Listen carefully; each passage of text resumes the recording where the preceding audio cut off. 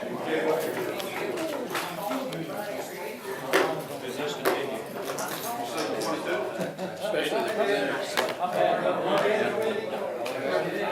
must be a lot of fun playing with everybody else's money and equipment. Hey man, it's interesting. Oh, I bet.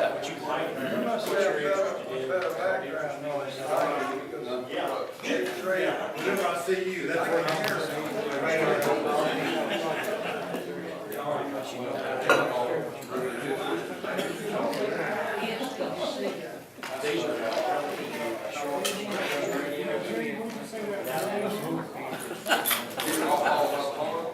What are we gonna do with that? How you doing, sir? That's a good thing. Spring day.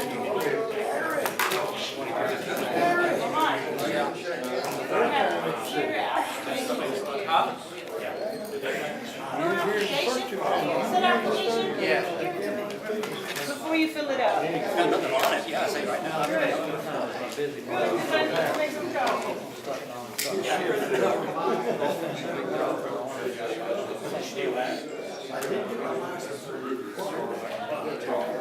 How you doing, sir?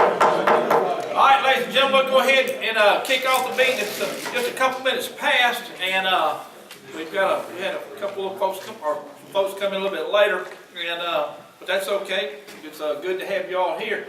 If you would, at this time, please stand. Let's repeat the Pledge of Allegiance proudly.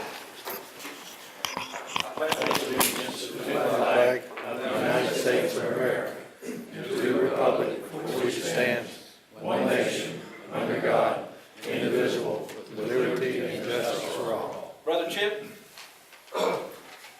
Dear Heavenly Father, we ask you to be among us here in this setting here this afternoon, dear Heavenly Father. May our words be in your will. May our direction be in the direction you have us go, dear Heavenly Father. May we speak clearly and truthfully. These things we ask in Christ's name.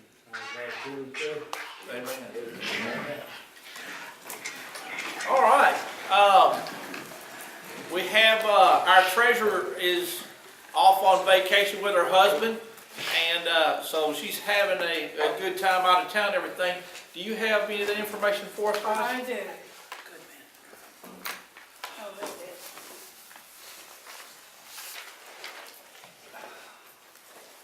Okay, I'm just gonna tell y'all how much we got in the bank and a few things because I don't know everything what she wrote.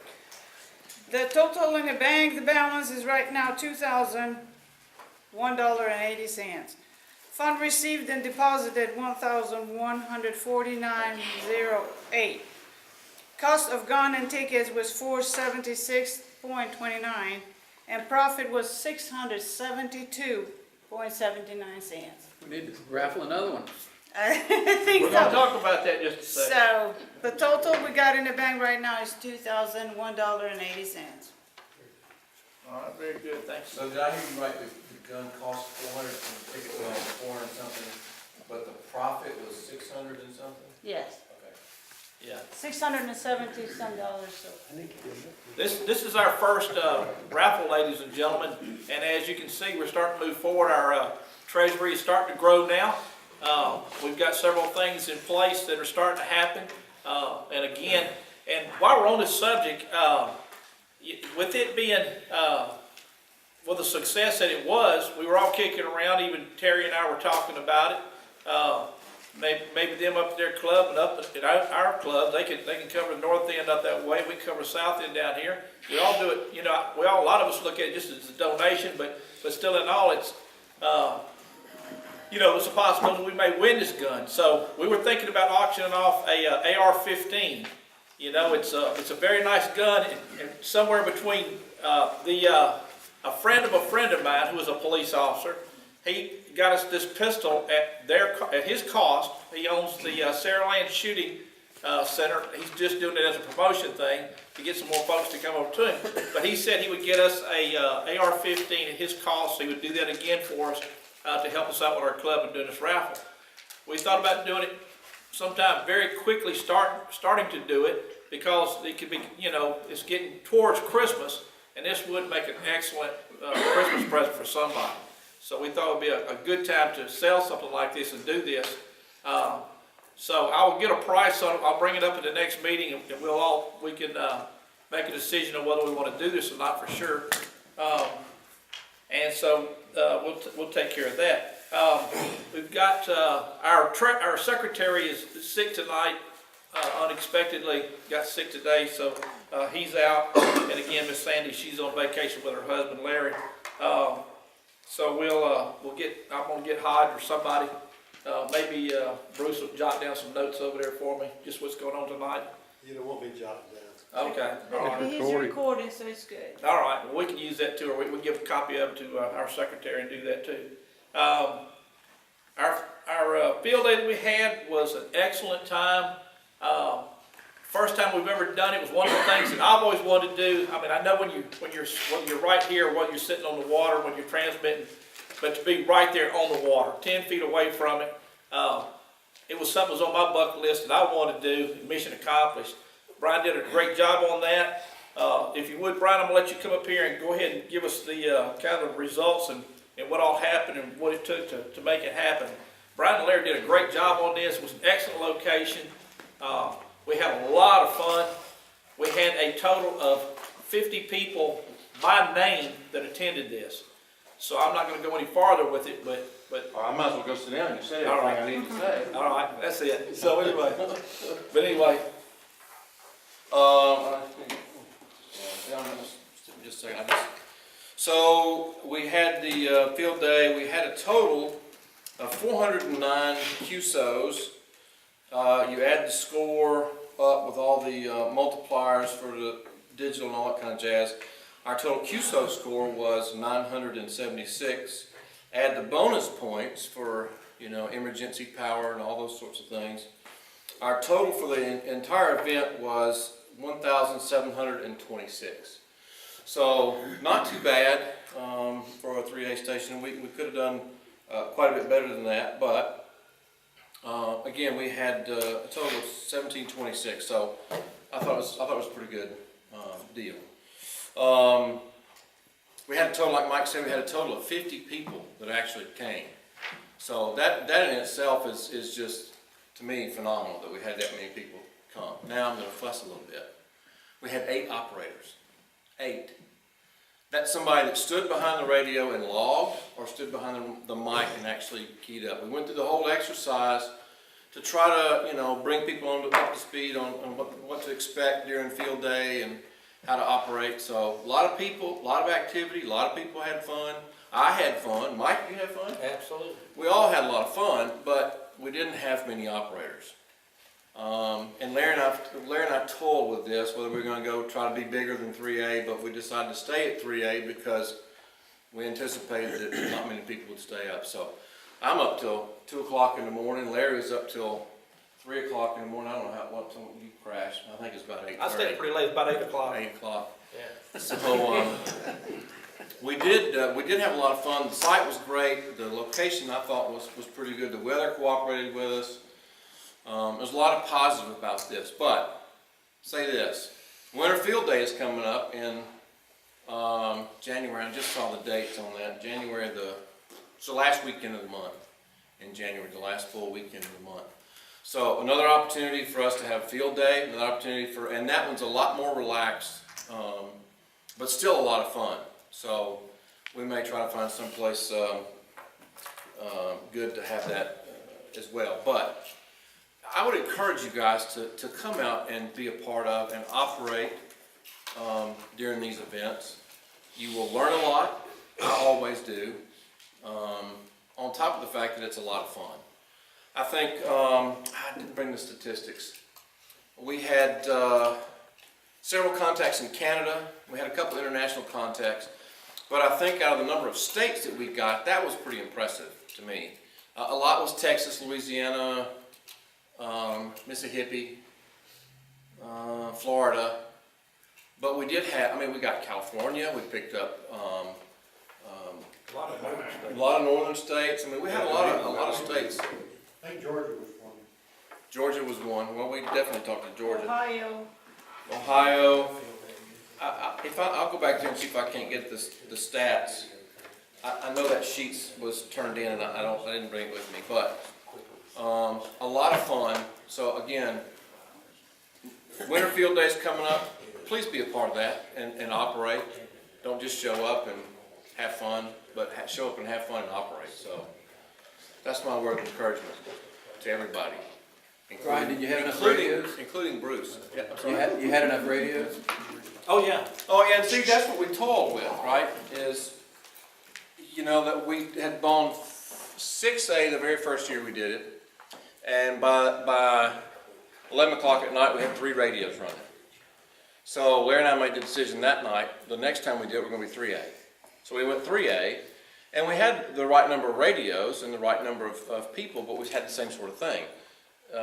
Everybody shows up at Saturday at noon, and then by 4 or 5 o'clock, everybody's gone, and there's 2 or 3 of us operating into the wee hours of the night. So, I mean, I love doing that, so I have fun doing that, and I don't operate much during the day, so other people can go. But again, we operated 3A this year because we felt that was going to be the same situation. So, I would love us to be at 6A, 7A, and have CW operators, and have digital, and have voice. And have a couple of different things. We talked about floating a long wire with a helium balloon this year. We talked ourselves out of it because of the location. We felt like if we got a little wind in those pine trees, it would probably be problematic. So we decided not to do that. But there's a lot of things we can do at Field Day that would just be a lot of fun. We need operators. So it's the 80-20 rule, right? 80% of the work gets done by 20% of the people. It's not work because we enjoy it, it's all fun, but I encourage you, if we have a field day, come, sit behind a radio and operate. I'm done. Thanks, Mike. Will you teach me? I will, Dave. Thank you. And on the same note, I don't know if you've looked at, on the emergency communications that Aries does, in QST, I think it was last month, I looked in there, and ladies and gentlemen, Alabama was number 2 in communications. A lot of people don't know this. Mississippi was number 1. If, like Brian's saying, if we don't have operators, we can't be number 1. We can't be up there. I mean, we were fairly close to Mississippi, but if we'd have had a few more people out here on these communications, and you know, it never ceases to surprise me that even if we have, just like today, power went out. If there's something other that I can't send out, we'll say for a reason of not having electricity or whatever. You know, God bless every PSK 31, a CW operator, no matter who they are, SAT operators. It's all ham radio. But take 5 minutes out on Wednesday night at 7 o'clock. Give me 10 seconds at the most of your time. Please check in on our nets. But more than anything else, hear what's going on. You're going to hear all the activities. You're not going to hear it on CW. You're not going to hear it on SAT. You're not going to hear it on any other frequency except for 2 meter. And I do it because I want you to know. And I still have people call me, what is going on with this? What is going on with this? Take you know, a whole 5 minutes just to sit there and listen to the you know, at 7 o'clock, 146.745, negative 123 tone. It's on our site. We have a beautiful site for those that haven't been there yet, www.k4dsr.com. It's got a lot of coverage now. Mr. Lee is doing a fantastic job on this. He's adding more things to it all the time. It is a beautiful site. And so what we want is what you want. So please let us know if there's something that's not being covered in there. Let us know. We'll certainly add it to it. It's unlimited what we can do with this. So again, Wednesday night, 7 o'clock. If you want to know what's happening in the ham radio world around you, again, you won't hear it on any other frequency. I mean, outside of 2 meter, most likely, except for 2 meter.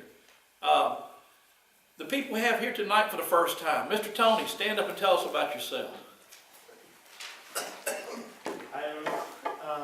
My name is Tony. I live in New Orleans. My wife and kid live with me over there, and I work in Oslo, so Okay. I commute on the weekends back and forth. So I find myself with quite some free time in the afternoons, weekdays, and I thought, why not give ham a try and see how the ham world works and what there is to discover. I'm an engineer by trade. I'm good with numbers, I suppose, and I'm very interested in the technical aspects of the hobby. My accent, I don't know how much I can communicate effectively through the radios and all that, but that's part of picking everything up as we go.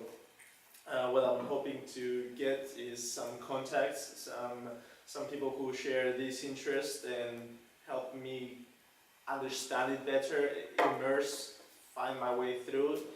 And I already started the studying process, so I'm hoping by the end of next month I'll have my license and all that. Very good. Tony's from Greece. I think that's a little bit above Montgomery. Thank you, Tony.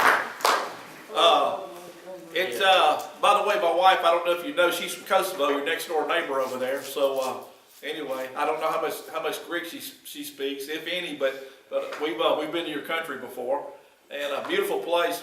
Threw a guy to McDonald's. Sure did. He found out American police officer off duty isn't going to put up with a guy going to hit a McDonald's manager. I did. Me and another guy. And I don't know what the Greek guy told me, but he thanked me, shook my hand. He went one way, I went the other. But the guy learned he wasn't supposed to hit that McDonald's manager, I can tell you that. We threw him out. Mr. Bragg, stand up and tell us about yourself. My name's Andrew. I'm retired. Doing what I want. Things I've put off for so many years. That's really it. Married, 3 grown kids. I call it retirement freedom. So. Amen. Yes. So this is something I've had an interest in for a while. I have a friend from high school that he got his hand when he was in 11th grade. So it's something I've kicked around for a long time. I'm not as smart as you guys that have this thing, but you know. Just what? You'll find out. Well, it's just like I tell everybody, I'm proud of that 4th grade education I got. You know? So anyway, but yeah, glad to have you in the right place. What's funny about your compadre there, Mr. Allen, he gave me my novice test back in the 80s, and I gave him his extra test here a couple of months ago. So somehow or another, we finally made it. By the way, I understand the son so much. Anyway, glad to have you guys. Do we have it? Let's see, who else we got here? James Jackson. Yes, and I was going to say. Victor. I'm sorry? Victor? Yeah, Victor. Stand up, Mr. Victor, and tell us about yourself. Good evening, everybody. Good evening. My name is Vic. I'm from Little Bend. My dad was in the ham for a while and tried to find out more about it. He got out of it. Wasn't really anybody to talk to around my area about it until here recently, fellow working at East Holiday Association. I talked to him, and then I called Terry, and he was like, "Come on, go with me." Yeah. There you go. We'll see if we can get you up. So We're glad to have you as part of the family. We ain't nothing but family. We ain't nothing but folks like y'all. That's I'm right. telling you, them folks up there in Chatham, Citronelle, and everything else. We're glad to have you. Let's see here. You can sit right behind Andrew, and also I was like, "Where'd you go?" There you are. But anyway, Jonas, this is your first time here tonight? First time here. Stand up here and tell us about yourself, brother. All right. My name's John Phillips. I'm a senior mechanical engineering student at South. Like you said, I'm interested in the technical side of it, and just being able to talk to everybody, hear what's going on around the city, even outside the city and other places around here. So I've had my tech for about 3 months now, and this is my first time with you.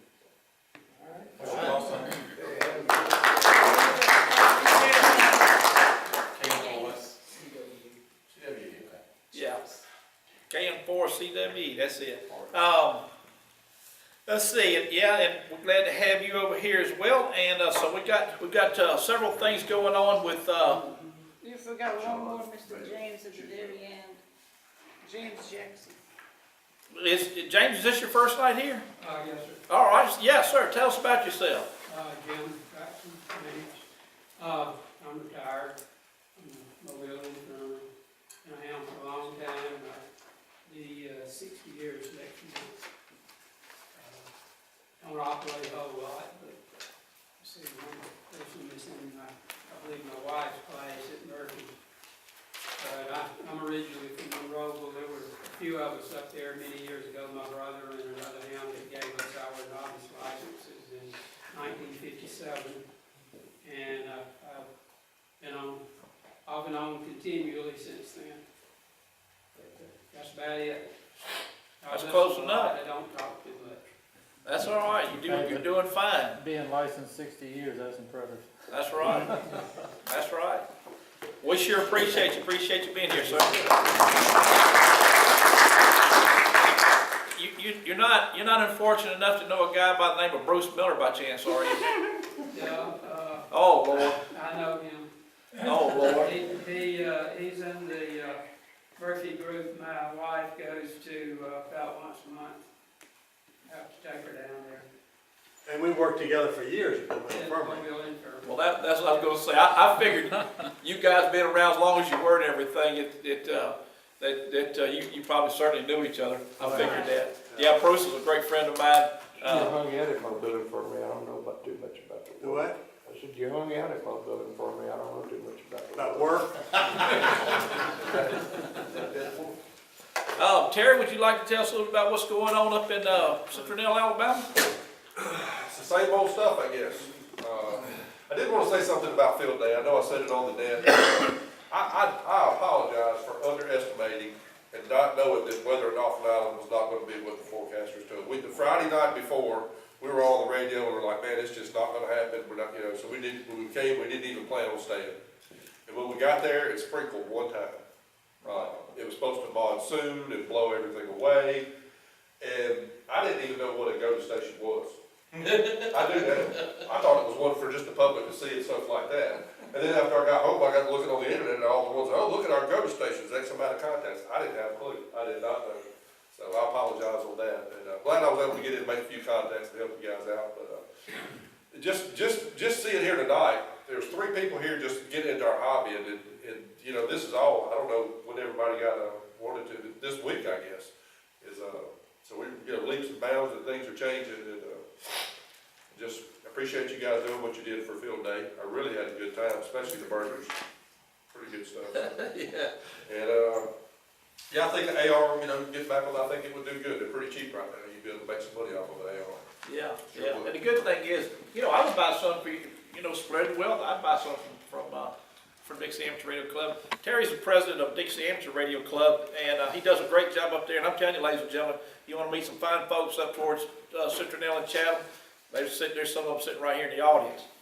There you go. That's what I'm talking about. Go ahead, Terry. And Monday night, I'm going to get in my truck and get on the highest point, not in the county, but almost in the county, for a potential maybe repeater site. And I'm going to call it down on our repeater, then I'm going to go simplex on 146.510, and I want to know who can hear us and who can't. I know it's a long way. I'm not going to put up any high antenna. I just want to get a potential, because if we do put up something, it's not going to be with a 50-foot, that's something we don't have to put guide wires on, so it's not going to be real high. But I sure would like some feedback from everybody in different areas. What time Monday night? We'll start at 7 o'clock, and I'll start out on the repeater, 147.390, and then I'll go to 146.410. And just, hey, I hear you. That's all, just whatever you can do. I appreciate it. What really simplex like frequency? 5-1. What it. simplex? 146.510. So, Is there a toner offset on the 147? 147.390, it's a positive offset with a 123 hertz tone. That repeater's located in Macintosh. Give me a heads up and remind me when you do, and I'll run my equipment and see what the signal's looking like through that area. Okay. I'm real good about checking in on, I may not be good at a whole lot of things, but I'm pretty good at checking on their net. And if we need a relay or anything else like this, you may be relaying for me, I may be relaying for you. But we will give you the frequencies again to make sure that you have it Monday night. So just listen, one way or another, you'll hear it. And we'll give them again to you, and the simplex frequencies as well. Mr. Tim. Yes, the reason why we need to stress about that ART thing we talked about, is the reason why we need to do it by next meeting is because we need to have the tickets printed. Because in October, there's two major events in which we'd said we'd go set up booths at. One is the Shrimp Fest, in which thousands of people walk through. And then the other one is the Alberta Sausage Festival. Right. Another event, same month that which thousands of people walk through.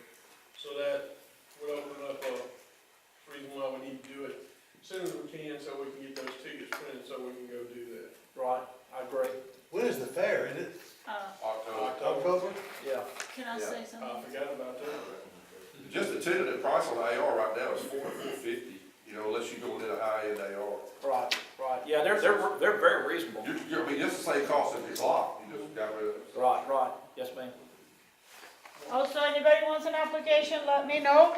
And if you have not put in your call sign here, please do. Whoever didn't do it. I probably have everybody in here. I got you, Brian. I got you, Jay. I got you, Abby. I got you, Terry. I got you, Jonah. I got some here, just fill out this. Put my name. Hodge, I got it. I got it. I don't have Dr. Bob. Okay.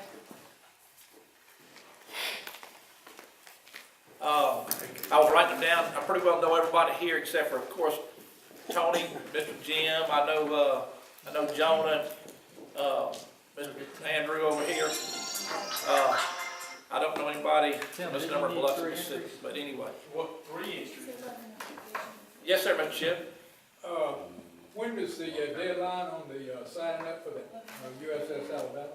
I already got your name, John. And speaking of which, I'm watching out for it. would you like to go ahead and talk about that for a second, Tim? Yes, sir. Anyone wishes to join us on the 12th or 13th at the USS Alabama, please give me your name before you leave out of here tonight, because August the 3rd, I'm going to finalize that list. There'll be no names added to it, because they want me to have a list that is finalized from now on out. And I'd go strictly by what they want me to do with it. That's the reason why they love us so much. So please give me your name so I can put you down on the list, so that you can come and operate on it. And I'm gonna find out what times you can come and operate. Because we need to kind of divide it up a little bit. Yes, sir. What's happening? Well, it's the 75th anniversary of the USS Alabama. It's actually the commissioning date when it was commissioned. There's going to be a big weekend over there that weekend. So anybody that wants to be part of it, you don't even have to have a uniform. But if you ever want to operate when we do learn to use the main radios on the Alabama, you got to have a uniform at that point. Also, if you do join, even if you don't get a uniform, I'm going to ask and urge you to join the Living History Crew because of what those guys do over there. It's actually you can't look at it any other way. It's a teaching museum. They go on board and they show people how the ship was run. They even have live fire demonstrations over there. They're actually not shooting actual rounds, but they even have mock attacks from airplanes on the ship over there. Never seen it, you need to come over on the 12th and take a look, see what happens.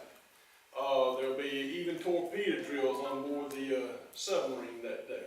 They're now starting torpedo drills on the submarine. So, Really advertising this Pretty pretty cool big. lob of 16-inch Oh, yeah. shell out in Yeah. the Gulf. So if you want to come over and operate the radios from inside the ship, come on. As long as we're setting them up, you can come on, operate out. You don't have to have a uniform. But once that we start using their radio, Yeah, aren't they gonna start soon using the periodic, the actual radios on the? yes. You run it all by? No, we should now shut down when they shut down in the afternoon, because they shut down about 4 o'clock, 3 or 4 o'clock, and then they go eat dinner. They want all of us to go. Yeah. A World War II period naval use. Because everybody that paid checks. Yeah, Donald anything interesting to say anyway. All right, Hodge, time for the meeting to start again. Yes, sir. Thank you, sir. I appreciate that. Did a good job. Let's see, we have, Mr. Tom Hayward, who has petitioned the, club to be a member of, Deep South Amateur Radio Club. Where are you at, Tom? Is he outside? There he is. He's coming in now. As I said, we have Mr. Tom Hayward, who has petitioned the club. Look at him. He's like talking about me.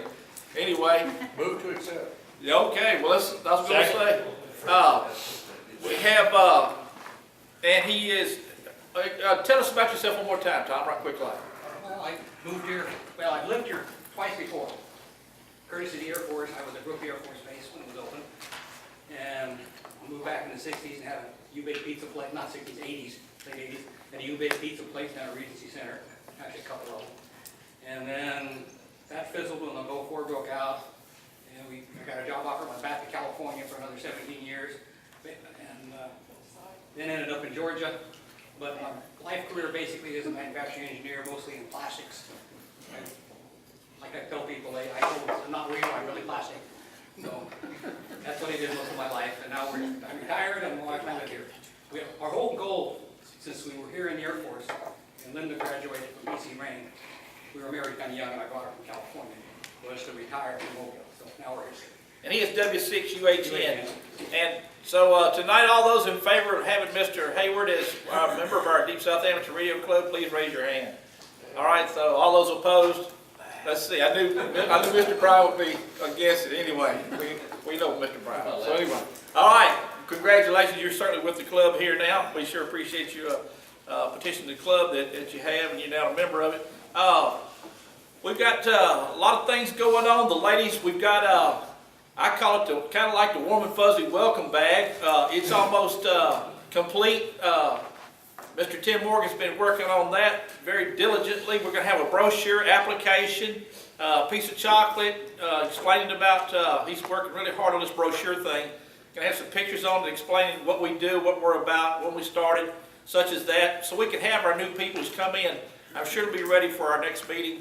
And so we'll have that to pass out for our new people. That's one of the things that just like Mr. Otis there, and different people come in and said, hey, you know, one of the best things I like about this club is somebody walked up and shook my hand, didn't ask me for any money or anything else like this as soon as they walked in the door. Except So, Hodge. yeah, well, you know, we got to get what we can from you. Yes, sir, Mr. Bryan. Well, if they want us to ask them for money, we can. Oh, I know that. Yes, sir, buddy. My question about the brochure, when we talked about this years ago, are we going to have information about the nets, the local nets on there? It will. Yeah, and it'll have some of the information about the nets, but it'll also have our site on there, which of course will give you full information on everything we're doing. And again, that is what a beautiful site we have going on with that. One of the other things that we have going on is upcoming is our Bama Hamvention. And I'd like for Mr. Jay to speak on that for a minute and tell us kind of what we got in the direction and where we're at so far on that. Well, throwing some ideas out. The committee is being put together right now, and if anyone in here would like to serve on the committee for it, please get with me. We're going to have a lot of people to be involved with it. The thoughts initially, when we first started talking about it, was 2018, 2019 time frame, and had some other things that were brought forth. And the consensus is, as of right now, and it's all in the initial phase right now, putting it all together. But we had talked about with our Hamvention making this a major event that will basically put Mobile, our amateur radio group here, as well as the community itself, on the map for a larger scale region. Putting it out there track from all over the southeast, of the United States. And some of the things that was brought up and were is ARRL to have be a sanctioned event along with the Alabama State Conference. And so I made contact with the Alabama State ARRL contact person. He was very excited about that. He made contact with ARRL, the director. They were very interested in exploring that, and I've talked to him on the phone myself. He's interested in doing that. In reality, time frame, this is our first one. We talked about it, and so 2018, we're not going to explore doing the large-scale event where we bring in ARRL and that big of an event the first time. We are going to explore that and move forward with that 2019. So our first one, we're looking at a smaller scale, but a larger event. We're looking at possibility of a 2-day hamvention. We're looking at ideas of vendors. The vendor committee's been put in place. We've already got a commitment from FMJ to be here, and we are looking at other big vendors coming on board to try to draw some attention from other states to get people to come down here for it. I'm meeting with the City Mobiles Convention and District Bureau to get them on board, get them promoted, and looking at just several avenues of possible activities or things that can associate with it to make it a successful event. Anybody has any suggestions, thoughts, ideas, please get with me. I'm open to talk to anybody about it. You know, this is not me doing this, this is for the club, and it's for all of us. And, this can help us also in the long run to have some attention from ARRL and getting responses when we need something done. It's going to take a lot of people to do this. A lot of people to help be involved with it, and I'm serious. I need people, if you're willing to get involved with it, please get with me. I'll give you my phone number, you can get with me. Mike asked me to be the co-chairman, I'm going to be the chairman of it, and I asked Steve Hale, is going to be the co-chairman with me. And Steve has actually been out of town for the last 3 weeks or so, and when he's back in town, we're going to be moving forward pretty quickly, getting the locations, location committee for the venue site. We're working towards that, and we have other committees that we're going to need people to work on. So please, it's J-A-Y, Aiken, A-I-K-I-N, and my number is 251-321-7729, and I'm N5JGA. Something to go with what you said, I got kind of a loose confirmation, but pretty solid today, that Yazoo would donate a piece of equipment to me that we could either raffle off as a club or something like that. So not quite sure how big it is, but in marine, you know, I deal with them on a large scale, multi-million-dollar scale on the marine side, so they said they would give me some equipment. So we'll see what happens from there. We want this first one to be successful. We want to do it, you know, professionally. You know, a bunch of us in here have been to Hamfest. I don't want to see it to be a tailgater inside of a building. I want it to be where there's something offered there. I want to do some breakout, some classes in the afternoon where there's some training, you know, different classes and so forth. If we do a 2-day, have 2 sessions, 2 different maybe topics on Saturday. On Sunday, you have 2 different topics. some knowledge out of it and learn from it. Anybody All right. have comments or thoughts?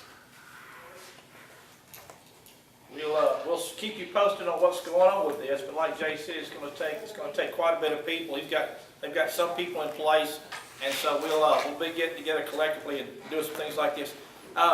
Yes, sir, Mr. Jim, go ahead. Just a question, how does this relate to the, Mobile Club, Mobile Ham Fest? Is this instead of, or is this in addition to? It's gonna be in addition to it a different day. I'll go ahead and say this is tentative. This is nothing in concrete yet. We're still working to finalize it. It will be in the fall, 2018. Tentative date right now we've got is October 20th and 21st weekend. So, It probably won't be 21st, I can tell you right now. I think there's 2 other events that's going on at that time, but it'll probably be a week before that, something like this. I'm waiting on one vendor who's I've talked to personally. They're sending me a schedule, if not this week, next week, of when we're gearing this on their availability. And so we're gonna do that on the dates. I'll certainly get with Jay and let him talk to them, and you know, again, we've got one company already that's pretty well committed to us, so we'll do that. With the AR-15 idea, let me go one more step. We've been offered, I can write a check legally as your president for $250. We've been offered am I saying it right? It's the repeater. It's not a repeater. It's got a different name. Repeater voter system. Or a repeater voter system. comparator. That's it. Say it again. A voter comparator. A voter comparator. That's the term I'm looking for. What this thing will do, we're currently at a repeater and 3 voters, and we're maxed out. These new boards, there's 10 of them for sale right now. They sell, according to Gary Hand, for about $6,000 or $7,000. I think they're from Israel. They're brand new. The ones we have right now is pretty well obsolete, although it works very good. It's about 30 years old, according to Gary. The parts are getting hard to get for it. We've been, and you know, I'm allowed to spend $250. It's $200 for the voter repeater, and it's $60 to have it shipped. So that puts me $10 over. And as I told you, I operate 100% with transparency on this device. What it will do is it will double. We're talking about putting up at least one more voter repeater over towards Hurley. I've got a friend of mine over that works on AM radio stations. I'm pretty sure he can get us a tower over that way, that they'll donate us a space over there so we can make this happen. We've got good coverage everywhere except for over that way. Dave said he's had a little bit of a problem with everything. We talked about this at the board meeting, and Dave said this is an excellent idea.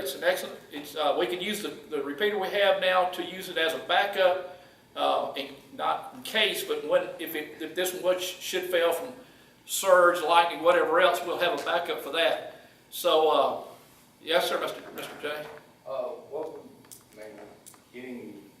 If they're getting limited, hard to come by, and you said how many are available? There's 10. Or at least there was the other day. I don't know if there's still 10 or not. Wouldn't we better be safe to think about maybe getting 2 of them, just to have that extra for backup? I don't know, Dave. You got 10 slots in that. Say again?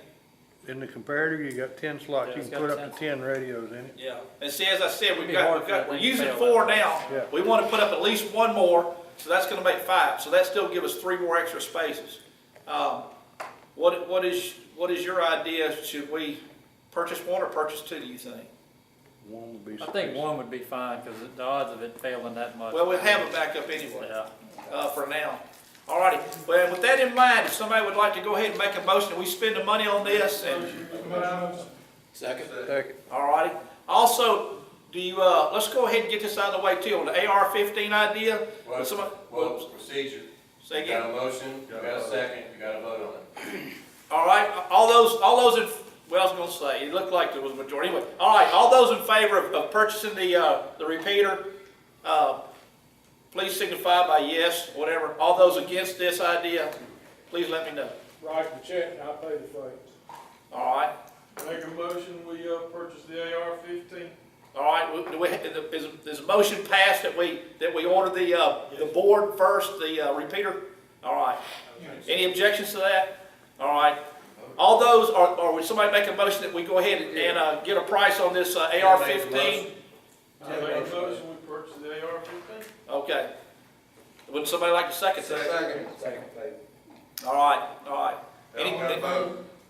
all right, all those in favor of purchasing the AR-15, please raise your hand. All right, looks like majority passes. All right, we'll make that happen.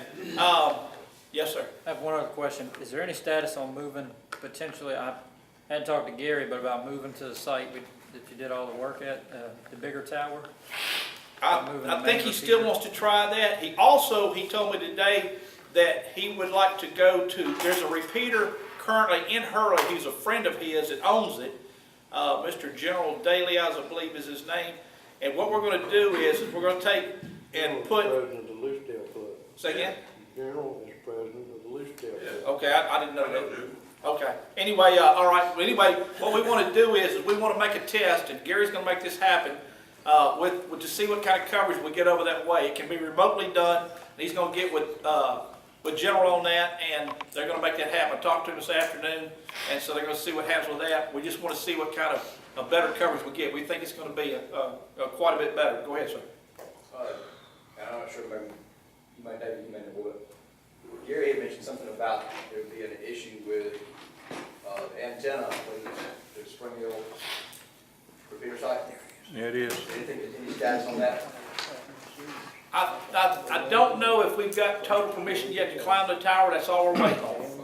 And when we get that permission to, we've got a climber, and as soon as we get permission to do that, it'll. Yeah.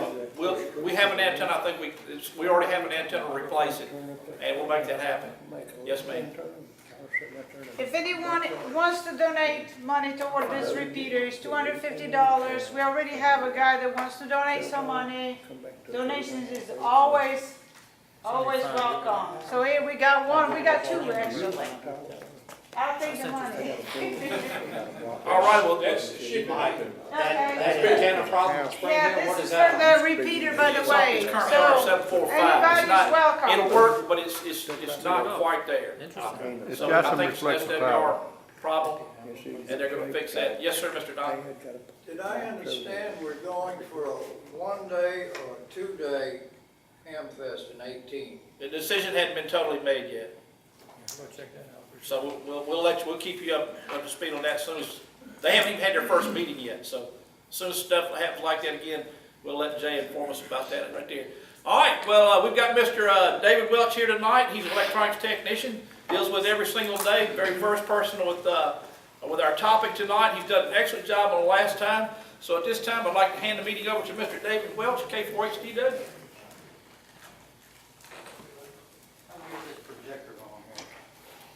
I'll just do it. I'm an electronic technician, I don't know the projector.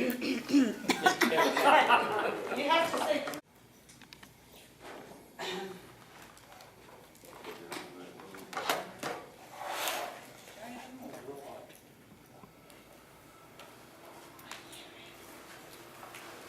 Hear it, huh?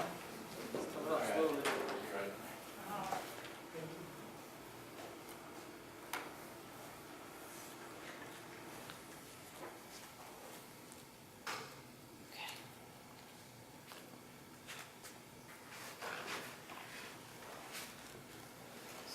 All right, this isn't complete, this is just something to follow up on what we're doing and get some ideas for people that hadn't seen it. My name is David Welch, K4HDW. What I do as an electronics engineer, I do primary military and marine communications on a large scale, where it's on-site vessels, rigs, stuff like that. So I play with this stuff very in-depth. I'm the ARL technical coordinator, and I've been doing this for about 30 years, so I kind of play with it here and there. You're only 27, man. Sir? You're only 27. I wish I was. I started in ham when I was 9 years old, and I just turned 39. All right. So the references to what we're looking at is from the NEC code, ARL grounding and bonding. I kind of simplified some of this so it's things people can go and look at in your everyday application. I took a lot of this information out and just put what would be useful, possibly. Some of the things we want to talk about: what is ground, what is bonding, AC safety, lightning protection, RF management, and a ground system. These topics all are individual, but collectively work together. The main common goal is we want to come as look at grounding and bonding as a system. What is grounding and bonding? This is a subject that I travel all over the country and talk about to different people, and there's 10 arguments because everybody has a different idea. So I just make that up front because everybody that's been doing this longer than me or shorter than me has different ideas. But in the commercial side, the way I look at it, you look at your radio stations, your TV stations, things like that. These sites take direct hits, commonly anytime, several times a month, and never go down once.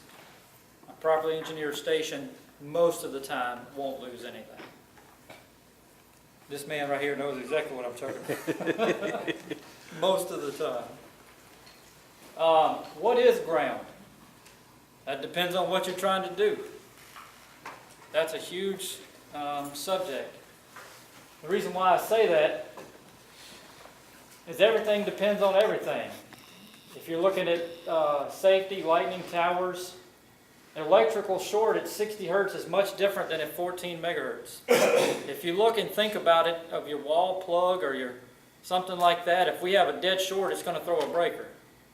But yet you guys can take an antenna that's say a full wave loop, that's an electrical dead short, and your radio connects to it, but yet it has no problem.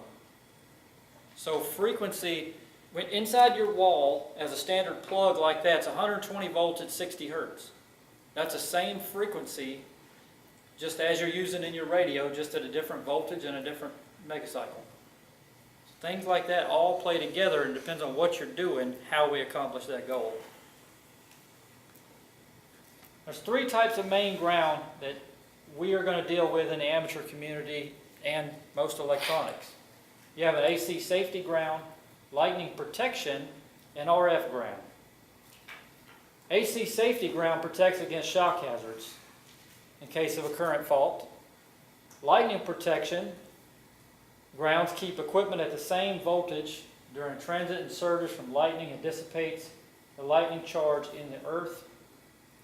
RF ground prevents unwanted RF currents, crazy things going wrong in the shack, hot microphones from popping you, things like that. This is something I want to show that's important. A lot of people don't realize how this works. This is a common for most of us that have a single phase entrance coming into our home. This is what we have. You've got from your pole, whether it's underground utilities or above utilities, you've got basically 2 hots and a neutral. Well, inside your main panel, it's going to have a neutral and a ground. Well, you'll have a main bonding jumper that comes over to a ground electrode. Outside your house, this is what you're going to have. This is our common point of where everything in a shack, of where we're trying to accomplish, that main ground, where it says ground electrode, that is the most important thing we want to tie all our radio equipment to. That's classified as your service entrance. Yes, sir. Thank you. And the main bonded jumper is only in... Only in a primary panel. Thank you. Yeah, that's something we'll talk about because a lot of guys with their ham shack, I'll show you, they have major problems and don't realize it. David, is that the ground, is that little rod that's... That's a rod that's commonly installed right outside your house. Now if you look, that utility transformer, if you look and go look at the pole coming to your house, anything like that, it's grounded right there at that pole. It's coming over with your piece of aluminum or whatever's run to it, and it's also grounded there. So what you've done basically is you're bonding from that pole to the house. This is something that if you want to have some sort of protection, this is where you start. This is the rule of things. And from right here, the NEC code shows that covers TV and satellite antennas, shortwave, AM broadcast, as well as amateur radio and citizens band. Yes, CB guys have bonding and grounding. Outdoor antenna masts and metal structures that support antennas must be grounded.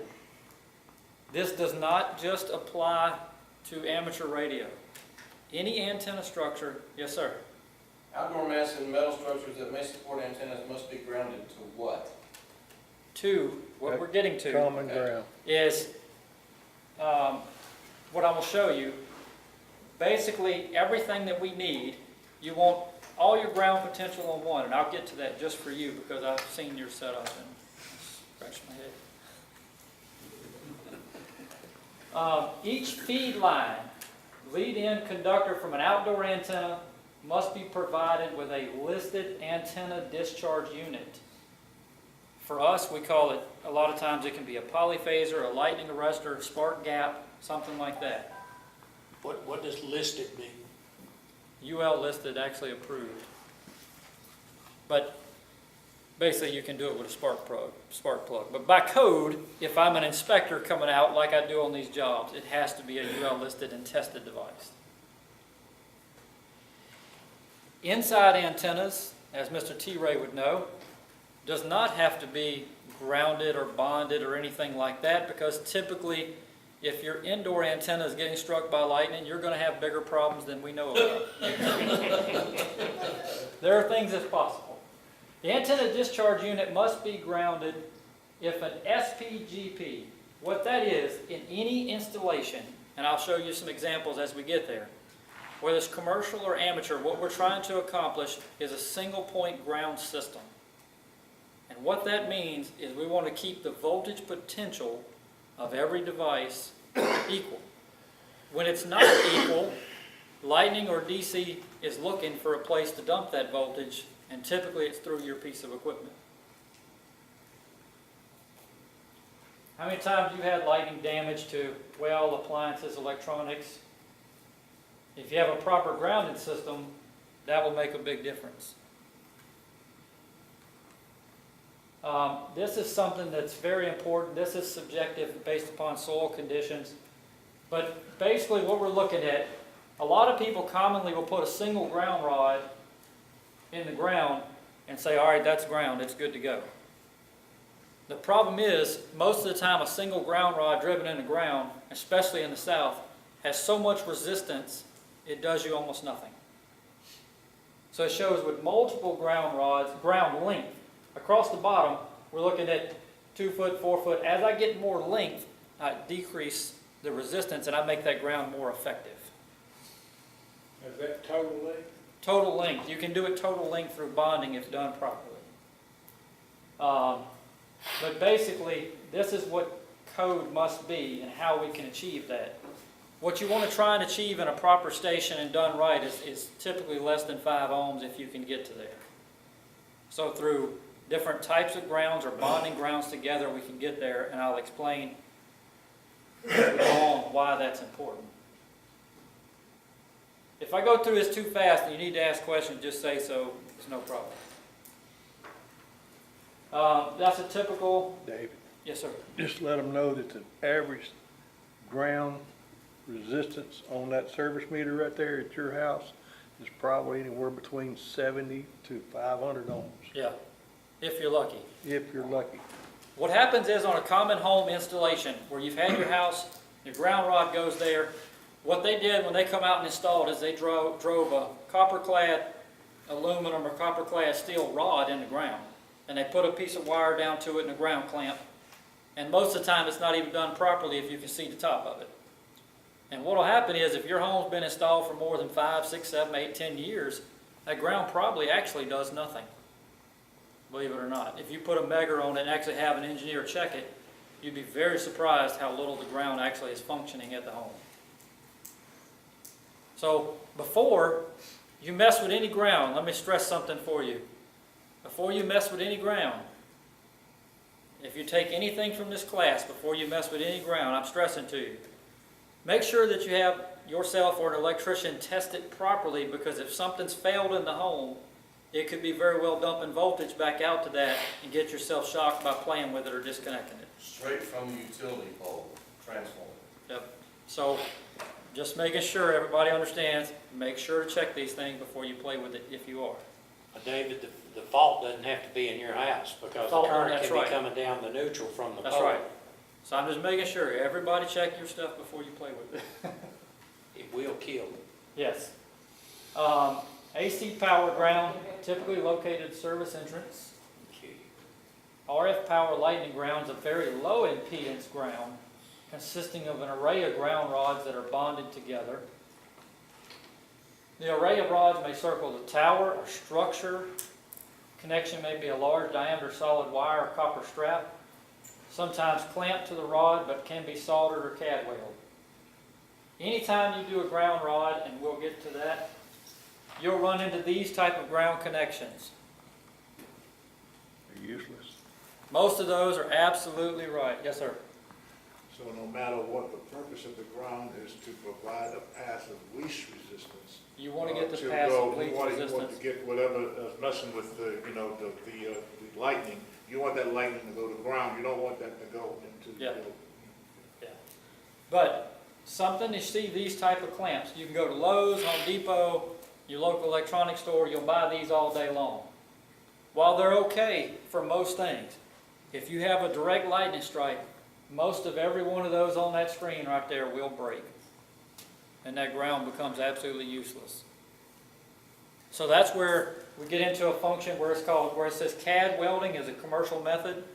What it is you actually have a, I was going to bring one in because I use them at work all the time, but basically it's a piece of ceramic with some thermite in it, and you actually set it off as a fire, and it gets so hot it melts the two pieces so they physically become one. Lightning at that point typically won't break it because it becomes one piece of metal. These ground clamps like this, when they're struck or hit hard enough in a direct hit, have a possibility of failing. If that ground clamp fails, your ground becomes useless. So no matter how you've done it, that's something just to keep in the back of your mind when you're doing a new site or engineering something. Think about it. Soldering is not recommended. When you took even your tech or your general class test, do you remember what it says about soldering? 90% of what we deal with, unless you're dealing with high temp silver solder, lightning will heat it up so much the solder will break regardless. And that's a common thing that does happen. This is just some types of lightning arresters. Different ways, everything coming into the home, whether it's your cable TV, dish network, telephone lines, whatever, needs to be bonded to one single place by using a lightning arrestor. You got to remember, in a home, I've seen so many people will have their ham radio stuff just perfect as all get out. But then none of the cable TV was grounded the same way, and the TV sitting right there in the shack, and it runs through everything from the TV. So this is something just to think about, that when you're engineering or designing what you're doing, think about what's in that room, what's tied to the home, and we'll get there with some examples of things to think about. David, where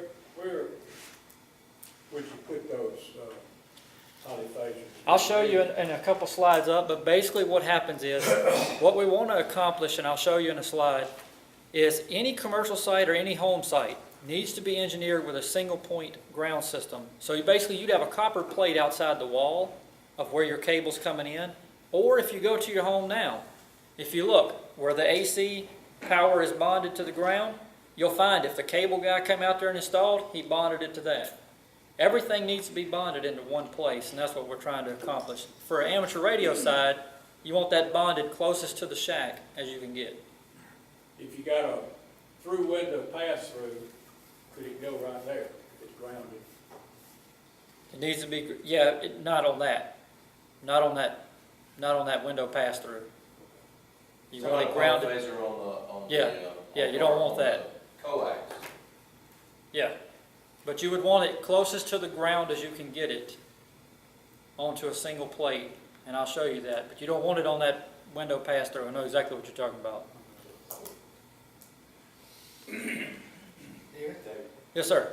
Yeah, on the previous picture, if none of those examples, shown the previous one again, yeah, none of those examples on the left are acceptable for tying to a tower leg. You can't use, how do you use a CAD weld on a tower? How are you going to ground or For a tower leg, they do make clamps for it, but what you need to do for a tower leg is you need to buy a stainless steel shim or a piece of stainless to go in between it.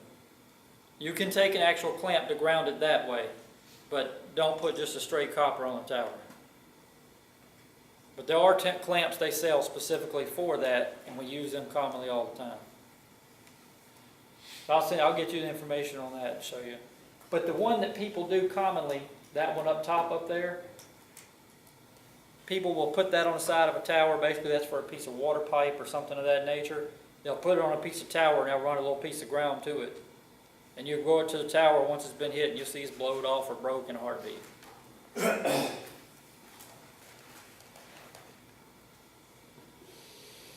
Now, bonding needs to be the lowest impedance and frequency of interest, heavy enough to carry expected current, sturdy enough to survive. All things in code, I know that a lot of us can get big pieces of wire and run big pieces of wire. Even if you go out to these great big Alabama Power high voltage tower sites, and you go down there and look at the bottom of it, from that tower to ground, it's just got a piece of number 6.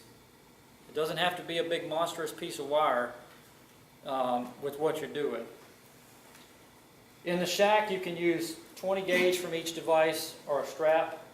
One thing that I made sure to make note, that people do this all the time, and it's the worst thing you can do, is they'll take a piece of a piece of aluminum braid from an old piece of coax, and they'll make a ground piece for it. Or you'll get a piece of braided cable like for a battery, something like that. Well, those pieces are not one solid piece of metal, so over time they'll oxidize and actually create a lot of resistance. So using like a braided strap or something like that, as long as it's inside and weatherproofed, maybe, but anywhere else, don't use it.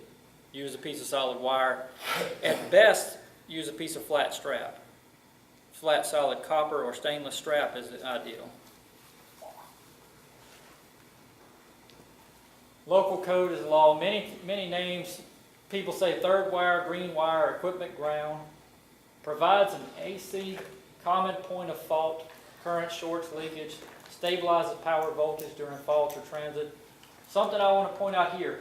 If you have older equipment, tube type gear, something like that, anything built in with an AC power supply built into it, this is where your safety ground really comes into play. Because if something faults inside that, that case of that radio or that amplifier can become hot. So a safety ground is something that will be accomplished by using that third wire of a ground system.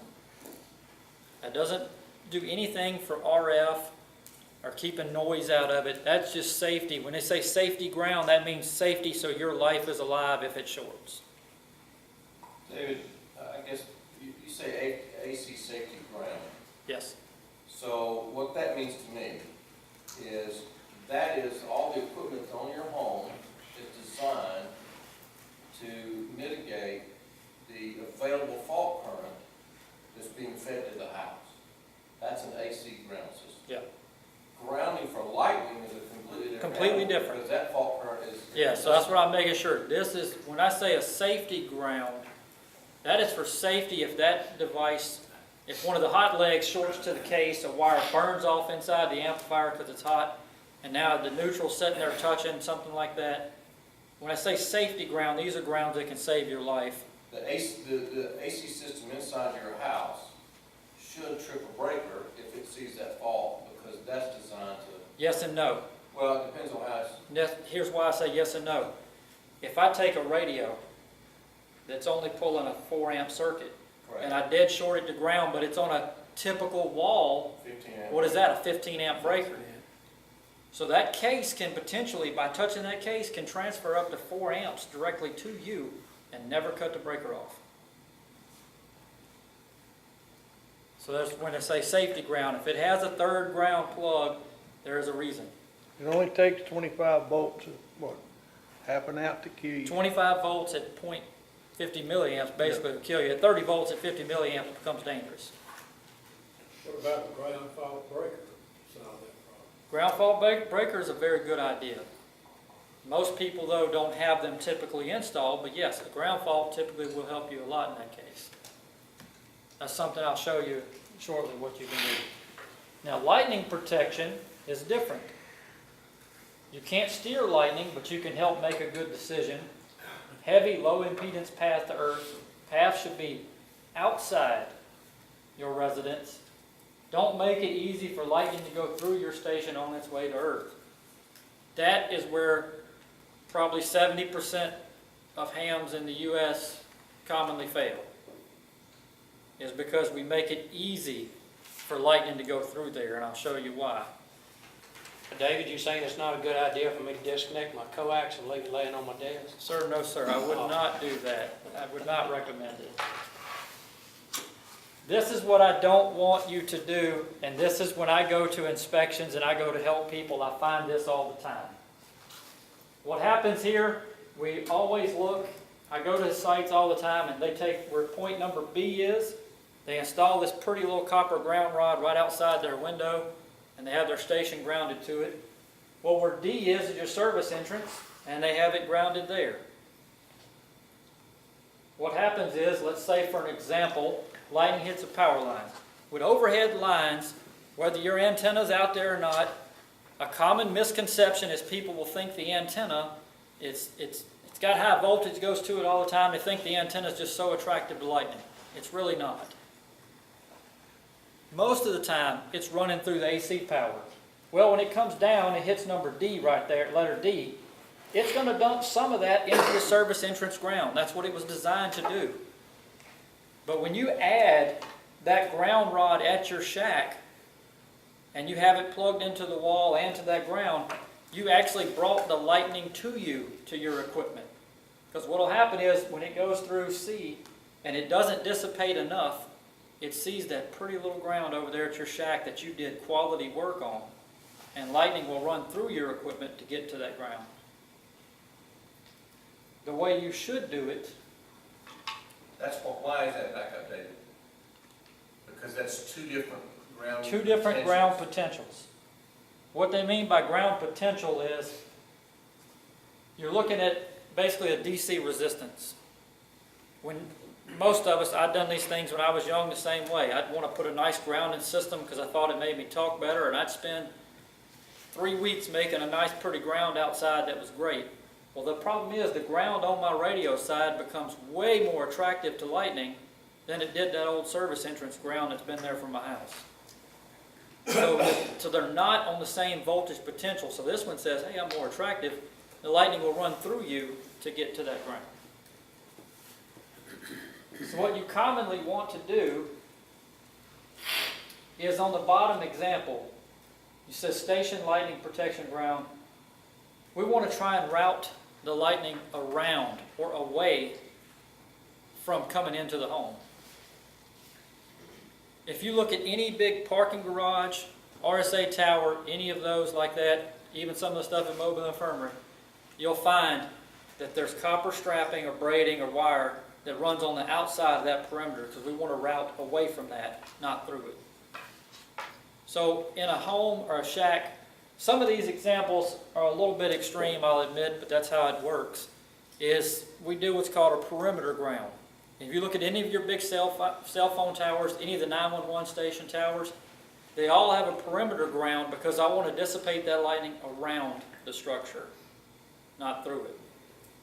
But one common thing to note here that was different than the first slide, on the bottom one, if you look where the AC service entrance comes in, there's an attachment to a ground rod.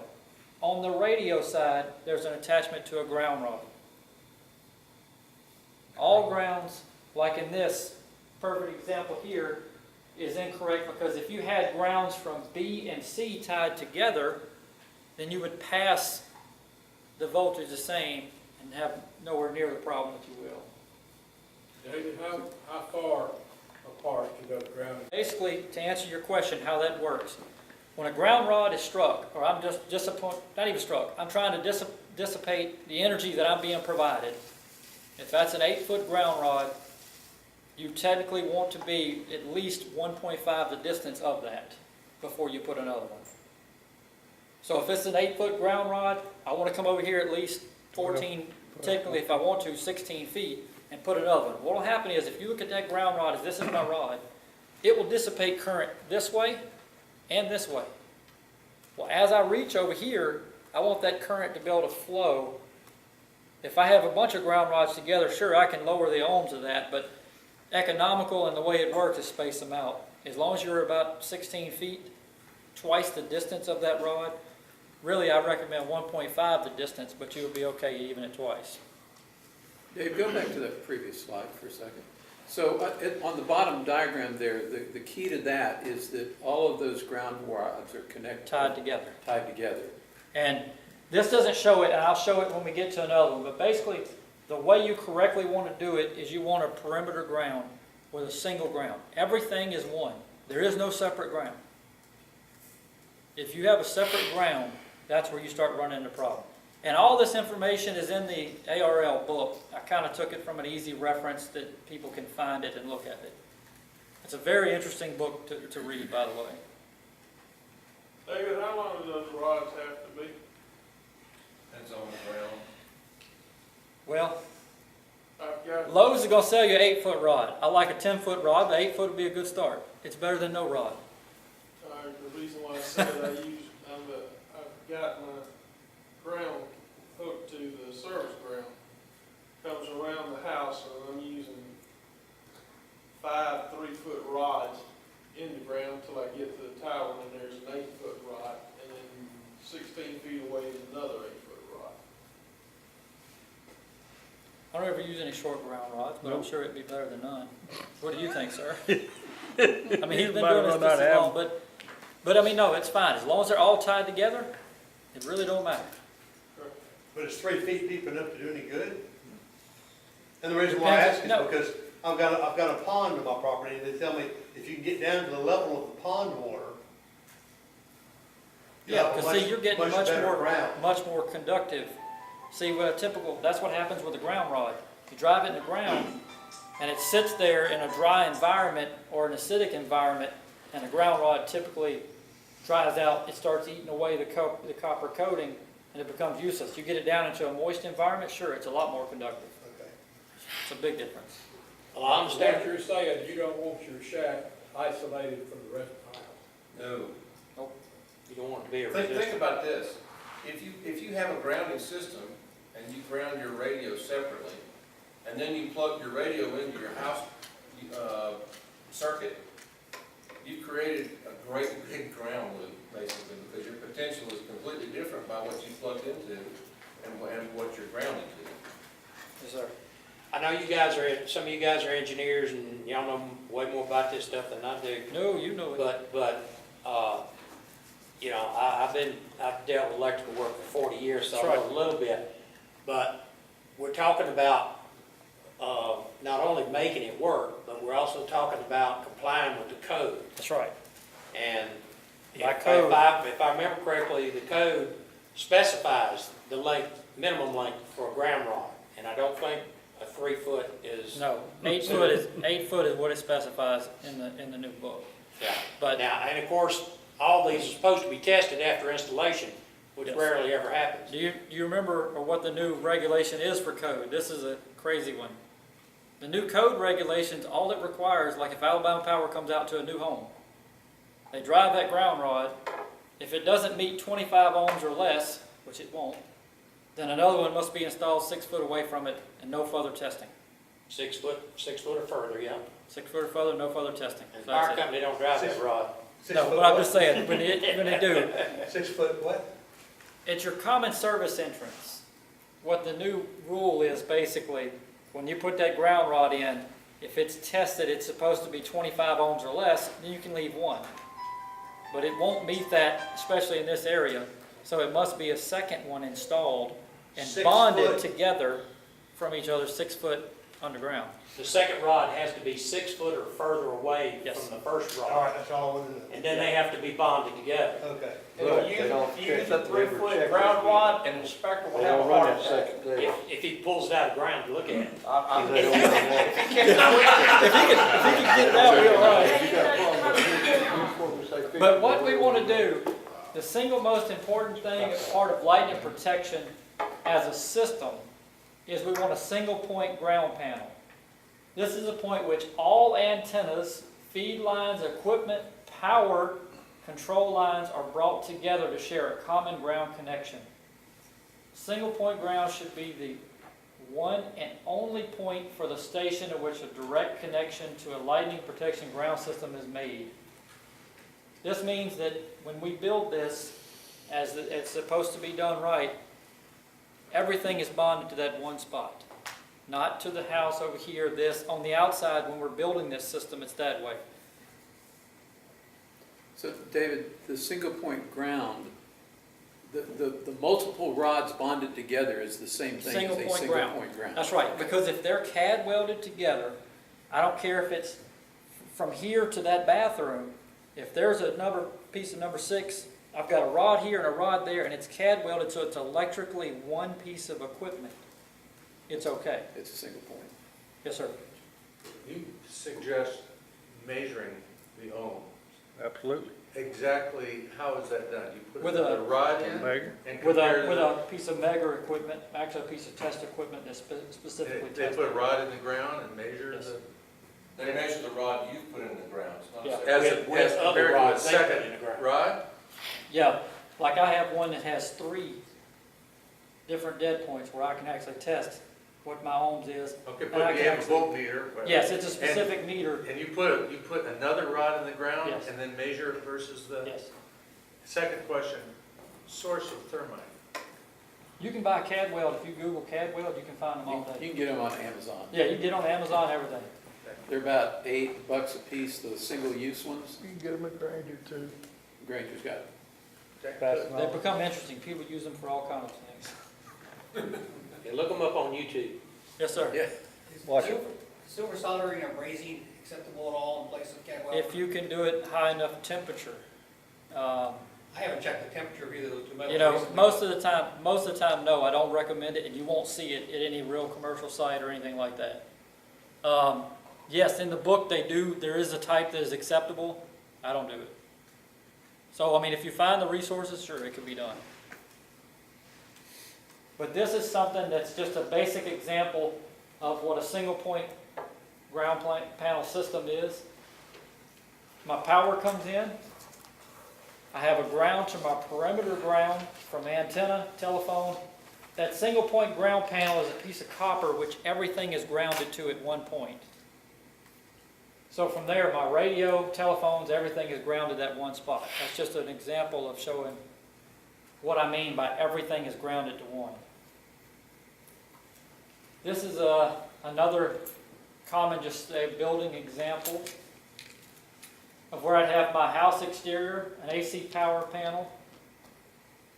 If you look on the top, at the very top, you got a ground rod, perimeter ground. Basically, my home would have ground rods all the way around it. My home that I have in Wilmer, every 8 foot has a ground rod drove 16 inches underground all the way around the home. So you can bury that, once you bond it. Bond it it, can be bury buried, it. right? You actually want it buried because the more I let it set up for oxygen, the more I'm sitting there giving oxidation and losing resistance. The tower, we'll get into a part for that, but the tower is another important one. How many people have towers here and have your coax bonded at the top and at the bottom? If you don't, lightning's coming down it. Any commercial site, any home site, something like that, you want it grounded at multiple points, but all back to one main place. Inside the shack, this is important. Inside the shack, this is what you'll see in the ARL book, things like that. People commonly will put, you've got a ground lug on the back of every piece of equipment. You want all those pieces to one common bus rail and back to that same single point ground plane. Mr. Al Parker's looking at me like I'm crazy. Could that run through your house? No. Well, you could, but I wouldn't. Because here's why.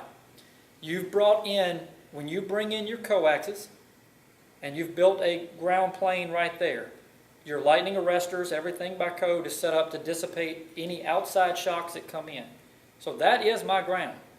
When I take that and I plug it into the wall over here, what have I done? I have another path back to ground that's going to be a different voltage potential than where those coaxes and lightning arresters are sitting. So that's what we're trying to accomplish, is a one single place of ground system, and I'll show you some more details. But if that grounding system is connected to the, Well, you got one I know what you're saying, you got one problem with that though. We're looking at voltage potential. I thought if they were all bonded together. Here's where the problem lies. When the house is built, what happens?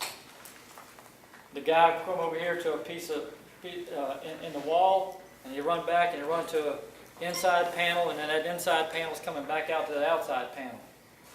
Electrically, the length of that wire, and that being a small gauge wire, is going to be a much higher resistance than going straight to that ground point. Just because it's long. Because it's longer, it's going to be a smaller piece of wire. It's going to have more kinks and turns. Anytime you take a piece of copper and we bend it like this, you create a higher resistance in that piece of copper. Electrically, for a piece this small, you won't notice it. You take a piece of wire that's 70, 80 foot running back to this outside panel, you will notice it. This is something commonly I see a lot. You've got a dipole antenna, you're coming to your tuner. We grounded the tuner to the single point ground plane. You got your radio, you got your computer, but you got one problem here.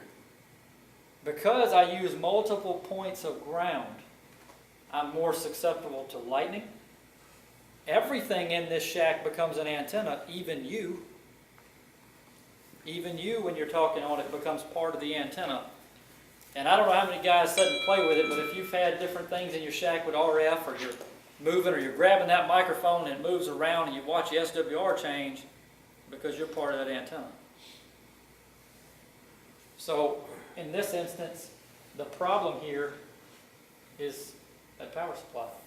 Is what? That power supply.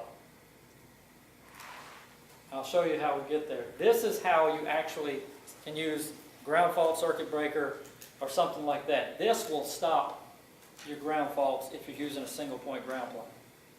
This is what's recommended and what's actually done in a lot of commercial sites. Is I'm coming off the bottom, a protected outlet on a single point ground plane, and then everything is daisy chaining off of that. See what happens if I take my power supply and I plug in here in the wall, and over here I've got my computer plugged in this wall socket, or different things like that. I'm creating multiple paths to ground. By building a system like this, I'm only running one path. So you use 10 gauge wire instead of 12, and run a bunch of Under my desk is the same way. It comes out inside my shack. There's only one socket, and that one socket comes down to a UPS system, a battery backup system. From there, I never use that safety ground again. So my UPS is safety grounded. From there, I never use it again. I run to a plug like this, and I run with that single point ground to my ground point. So I still have a safety ground tied to the house ground. It's just not running through the house wiring and through outside. It's a separate line that you ran for the radios. No. It's not. I took the standard house wiring, just like that plug there. Yeah. And I come into a battery backup, basically a big UPS system, so I can stay online in the event of power failure. All right. But from the other side of that, I don't use the ground tied into it. So in a wall socket, I could do the same thing. I could come out of there with a ground pick and use my hot and my neutral and run my safety ground separately to my single point ground plane. So I'm not using that ground lug inside of that wall. That third prong, we're not using that. But we still have a safety ground because I ran a separate one to my single point ground system, and it's tied into the house, into the perimeter ground. So you've only got the hot and the neutral coming to the protected outlet. That's right.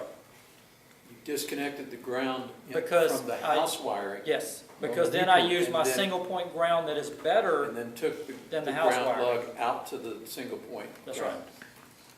So I didn't use the house wiring to get back, because if I use the house wiring to get back, and I use this one to get back, I've got, not only do I have a ground loop, and you're gonna have this fine fancy radio that never has a low noise floor, or you're gonna have different paths of potential when something gets struck and your equipment will fry. Unless you got it totally isolated, Yeah. the neutral is grounded. Yes.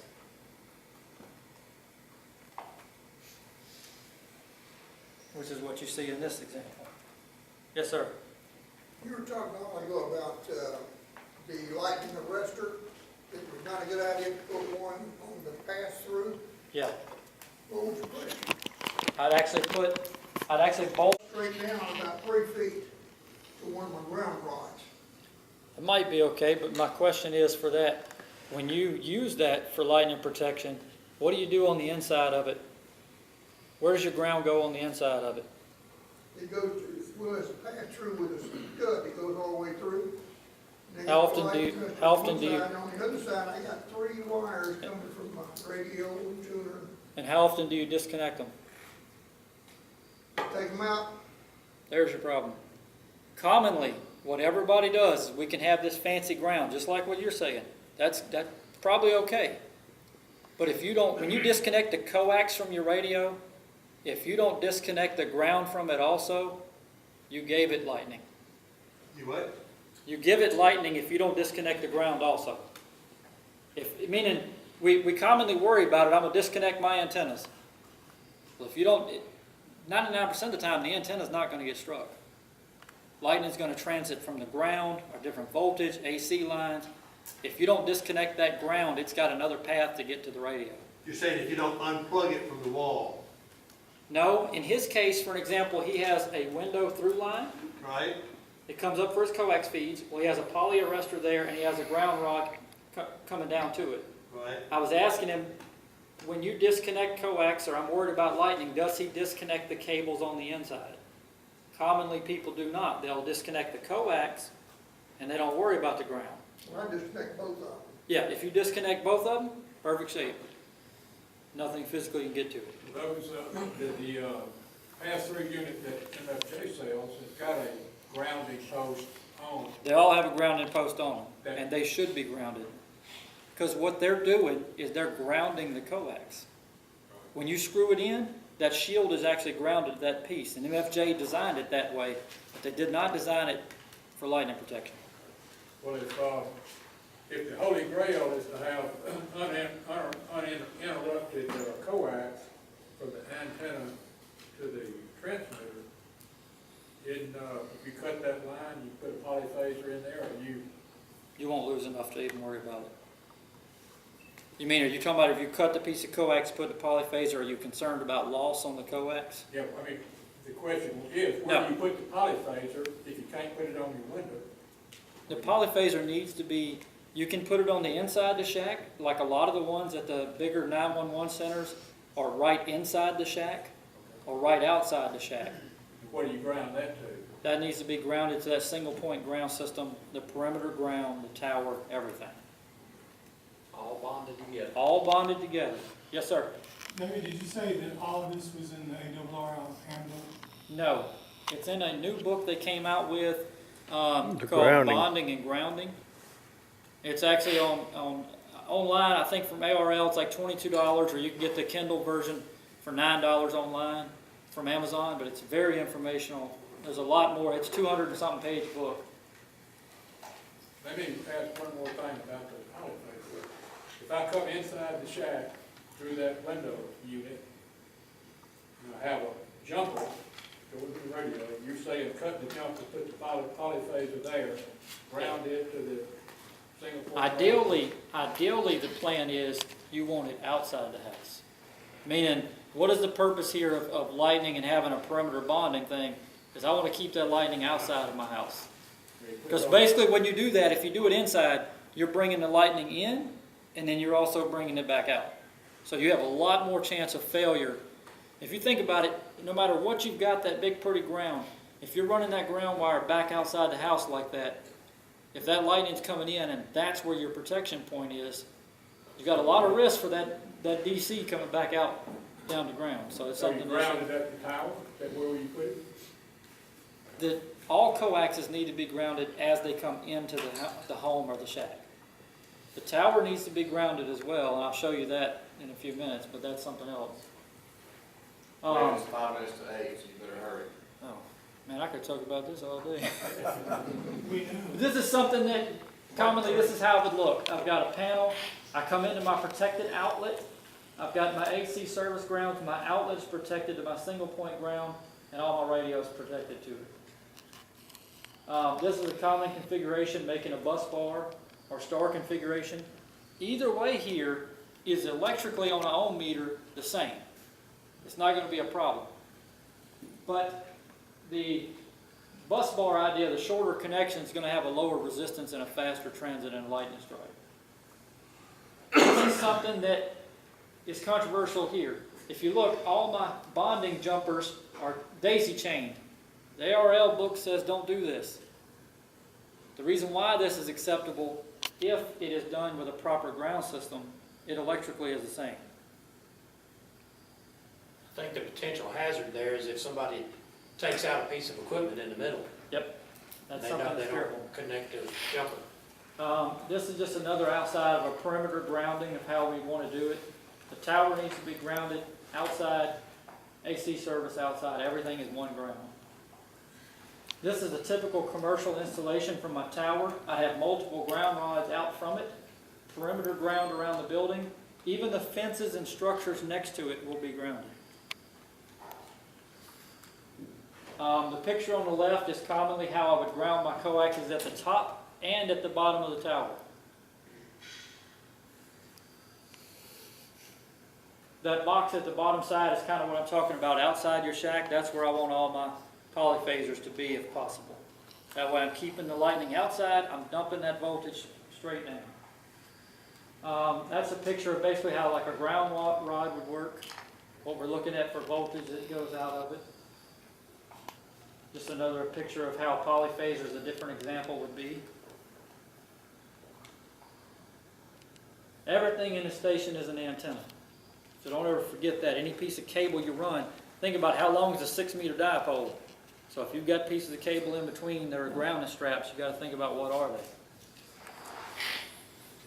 they. Keep cable short, use bonding, minimize loop. Make it one system.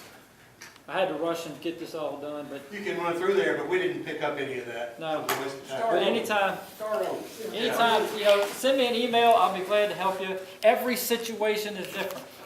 There's no one answer, but the one answer is, by code, they all need to be one system. I see guys that have the most beautiful grounding set up for their shack, and it's totally separate. Towers, for an example, if the tower was within 40 feet of the house, bonded together. The military actually requires us at 200 feet bonded together. If it's further than that, leave the tower alone, let it have its own ground. Further than 40 feet? Yeah. Maybe that might be your line. I'm trying to get it's a lot of information, and I'm trying to put it all together in a usable format. You did great, we just ran out of time, that was Yeah. all. Well, it's a complicated subject. It is. It's a very There's a lot complicated to subject understand. that is commonly done wrong, and it costs people thousands of dollars. Everybody thinks it's simple. There's about 40 people who tonight who got an education on it, with a whole lot more at home that didn't. And that's the way I look at it. And just like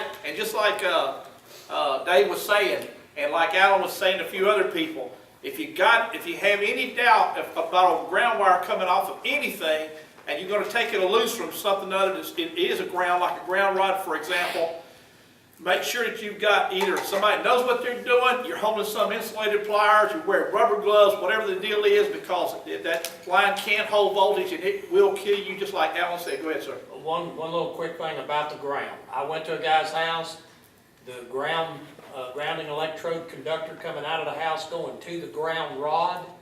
I put a clamp on amp meter around that thing and it had like 15 amps flowing through. There you go. Now, so if you disconnect that wire from the ground rod, now you've got an open circuit. If you're holding one in one hand and one in the other, you're gonna die. You won't like it. Your You fuse won't get a is not second going to chance. pop, unless it's internally. No one here's got a measure that can test the. Thank you, Dave. Can we start making appointments? Time is limited, but All right, we're going to give away this weather radio right here. We're going to get our Let's see, get a volunteer. Looks like Ms. Abby just volunteered. All right. We know she's on. Well, that's good as any. KF4FFQ. Oh, That's good. Good draw again.